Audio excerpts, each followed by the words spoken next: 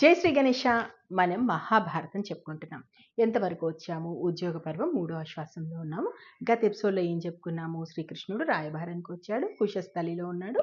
కుశస్థలిలో ఉన్న విషయం తెలిసి ఇక్కడ హస్తినాపురంలో ధృతరాష్ట్రుడు ఆయనను చక్కగా స్వాగతిద్దామని చెప్పేసి అన్ని ఏర్పాట్లు చేస్తుంటాడు.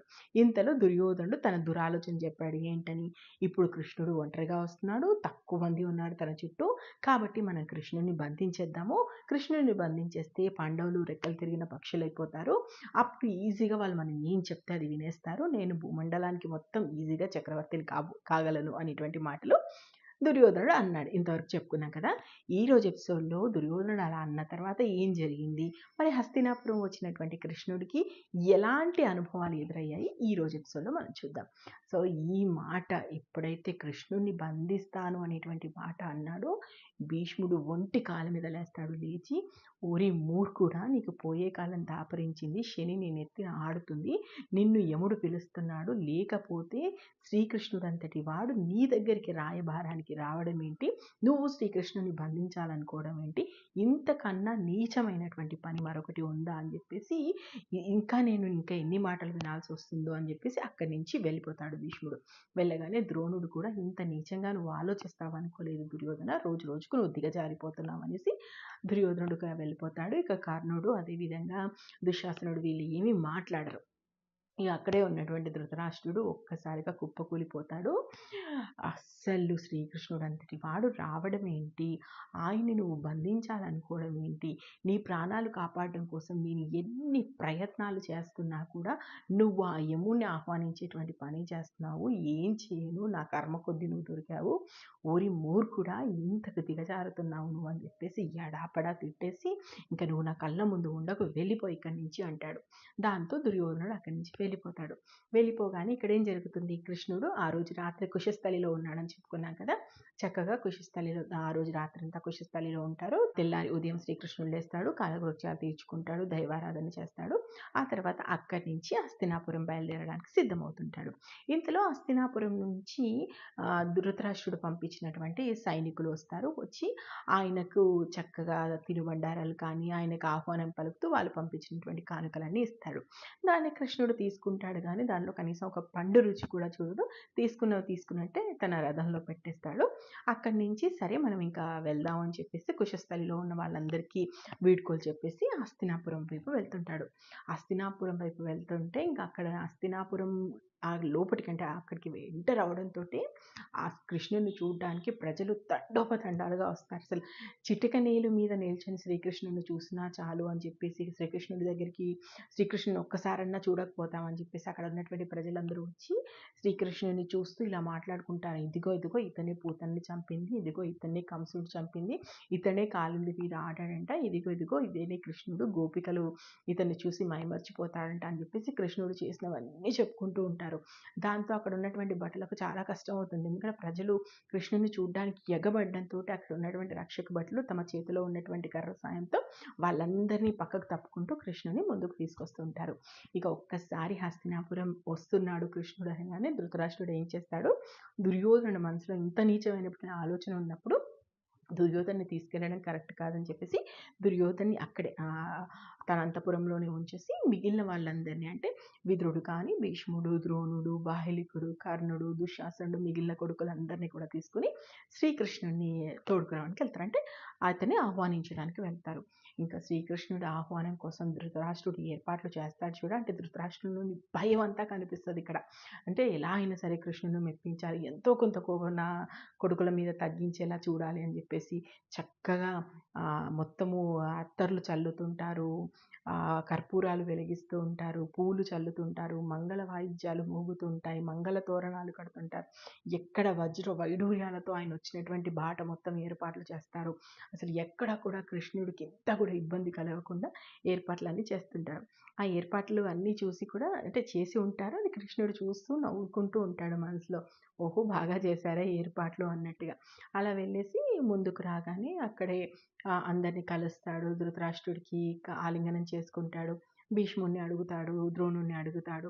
అక్కడే తన స్నేహితుడైనటువంటి కృతవర్మ కూడా ఉన్నాడు కాబట్టి కృతవర్మను ఆలింగనం చేసుకుంటాడు. స్నేహితుడా ఇన్ని రోజులైంది నిన్ను చూడక అని చెప్పేసి తనతో కాసేపు మాట్లాడతాడు. అందరితో మాట్లాడి ఇంకా ధృతరాష్ట్రుడు తన సభకు కృష్ణుడిని తీసుకొని వెళ్తాడు. తీసుకొని వెళ్ళిన తర్వాత కుశల ప్రశ్నలు జరుగుతాయి. ఇంకా ఆ రోజు తాను వచ్చినటువంటి విషయాన్ని నేను పాండవులకు సంబంధించి పాండవులు ఇలా చెప్పారు. దీని గురించి పాండవుల కోసం రాయబారానికి వచ్చాననేటువంటి విషయాన్ని చెప్తాడు.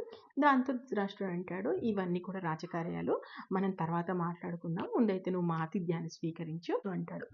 అనేసి దుర్యోధనుడు ఉన్నటువంటి మందిరానికి కృష్ణుని తీసుకొని వెళ్తారు. దుర్యోధనుడు అంటాడు, నీకోసం అంటే దుర్యోధనుడు స్వయంగా ఎదురొస్తాడు. ఎదురొచ్చి తన మంది మార్బలానంతా చూపిస్తుంటాడు. నిజంగా కృష్ణుని తోడుకొని వెళ్ళడానికి లోపలికి ఆహ్వానించేటువంటి క్రమంలో కూడా దుర్యోధనుడు తన దర్భాన్ని మొత్తం చూపిస్తుంటాడు. కృష్ణుని కూడా అంతే స్థాయిలో సింహాసనం వేస్తాడు. చక్కగా అన్ని ఏర్పాట్లు చేస్తాడు. కృష్ణుని ఎంతో ప్రేమగా లోపలికి తీసుకెళ్తాడు. ఆ గదిలోకి తీసుకెళ్ళి అన్ని మంచి మాట అయిపోయిన తర్వాత కృష్ణుని ఇలా అడుగుతాడు, కృష్ణ నీకోసం చాలా తినుబండారాలు ఏర్పాటు చేశాము, నీకు ఇష్టమైనటువంటి ఆహారం ఏదో చెప్పు, అది నేను వండిస్తాను. అతిథి మర్యాదలకు ఏ మాత్రం లోటు రాకుండా చేస్తాము. నీకు పాండవులు ఎంతో, మేము కూడా అంతే, కాబట్టి మా దగ్గరికి నువ్వు వచ్చావు, ఇప్పుడు నువ్వు నువ్వు మా బంధువి, మా ఆప్తమిత్రుడివి, కాబట్టి ఏం కావాలో చెప్పు అంటాడు. దానికి శ్రీకృష్ణుడు అంటాడు, లేదు, నేను రాయభారం కోసం వచ్చాను, ఇంకా పని జరగలేదు, జరగకుండా నేను నీ ఇంట భోజనం ఎలా చేస్తాను, కాబట్టి నేను నీ ఇంట భోజనం చెయ్యను, నేను నా భోజన ఏర్పాట్లు చేసుకున్నాను అంటాడు. అప్పుడు దుర్యోధనుడు కోపంగా కర్ణుడి వైపు చూసి, చూడు ఈ పెద్ద మనిషి, ఈయన కోసం మనం ఇన్ని ఏర్పాట్లు చేస్తే ఈయన భోజన ఏర్పాట్లు ఇంకో చోట చేసుకున్నాడంట, ఇదిగో ఇలా ఉంటుంది ఈయనకు మన మీద ప్రేమ అని చెప్పేసి వెటకారంగా అంటాడు. అనగానే శ్రీకృష్ణుడు మళ్ళొక నవ్వు నవ్వి, అలాంటిది ఏమీ లేదు, నేను రాయబారిగా వచ్చాను కాబట్టి పాండవుల పక్షాన వచ్చినప్పుడు నీ ఇంట నేను భోజనం చేయడం సరైంది కాదు, నేను ఇప్పటికే విదురుడికి చెప్పి పెట్టాను, నేను విదురుడి దగ్గర భోజనం చేస్తాను అంటాడు. అని చెప్పేసి ఇంకా మనం రేపు మాట్లాడుకుందాం అని చెప్పేసి దుర్యోధనుడి దగ్గర నుంచి విదురుడి దగ్గరికి వెళ్తాడు. ఇంకా వెళ్ళేసి అక్కడ అసలు వెళ్ళగానే శ్రీకృష్ణుని చూసి కుంతీదేవి పట్టరానటువంటి ఏడుపుతో గట్టిగా కృష్ణుని కౌగిలించుకొని, అల్లుడా ఇన్నాళ్లకు నా మీద నీకు జాలి కలిగిందా, ఇన్నాళ్లకు వచ్చారా, నా బిడ్డలు లేరు, 13 సంవత్సరాలుగా ఇక్కడ నేను నరకయాతన అనుభవిస్తున్నాను, నా కోడలు అన్ని ఇబ్బందులు పడుతుంటే, నా కొడుకులు అన్ని ఇబ్బందులు పడుతుంటే ఏమీ చేయలేని నిస్సహాయ స్థితిలో నేను ఉన్నాను, అసలు ఏమని చెప్పను నా బాధలు, ఎందుకు ఇంకా నేను బ్రతికున్నాను, నా బిడ్డలు లేకుండా బ్రతికేటువంటి బ్రతుకు బ్రతికేనా, కేవలం ఈ కట్టె మాత్రమే మిగిలింది, నా పంచప్రాణాలు నా బిడ్డతోనే పోయాయని చెప్పేసి విపరీతంగా ఏడ్చేస్తుంటుంది. అసలు కుంతిని సముదాయించడము కృష్ణుడికి తలకు మించిన పని అవుతుంది.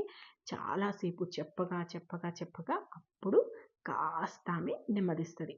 నెమ్మదించిన తర్వాత ఇలా మాట్లాడతాడు కృష్ణుడు, అత్తమ్మ అందరూ బాగున్నారు, నువ్వు ఎవ్వరి గురించి కంగారు పడాల్సినటువంటి అవసరం లేదు, ఇదిగో వాళ్ళు ఇలా నన్ను రాయబారానికి పంపించారు అని చెప్తాడు. అది జరిగిందంతా చెప్పాక కుంతి మొత్తం విని ఒకటే మాట అంటది, దేహి అని దుర్యోధను అడుక్కునేటువంటి స్థితికి నా కొడుకులు దిగజారడం నాకు ఇష్టం లేదు. నాకు నా కొడుకులు ఒకటి, దుర్యోధనుడు ఒకటి అని నేను అనను, కానీ దేహి అని రాజ్యం తీసుకోవడం వీరుల లక్షణం కాదు, కాబట్టి వీరత్వంతోనే రాజ్యాన్ని తీసుకోమని చెప్పు. ధర్మరాజుకు ఇదే చెప్తున్నాను, దేహి అని అడుక్కోవడం కన్నా శౌర్యంతో పరాక్రమంతో రాజ్యాన్ని దక్కించుకోవడమే మంచిది.